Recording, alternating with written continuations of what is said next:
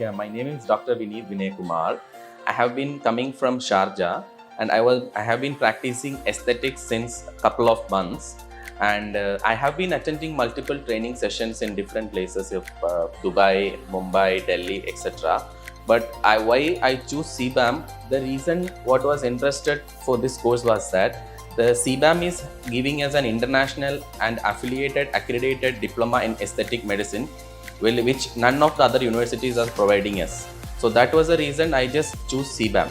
But while after coming to here, like attending the course, I felt that this was the exact course which I was looking for, because I have been attending many other courses, but I never felt like the number of hands-ons provided was much less for other courses. But we had ample number of cases. Dr. Pragati ma'am was giving, like, as arranged ample number of hands-ons for us, because that is the main part. Hands-ons are the main part while doing an aesthetic course. So that is the reason, like, I was very much happy with the aesthetic course which is conducted by CBAM, hosted by Pragati ma'am, and the faculty was also like very much knowledgeable and were ready to help us at any time.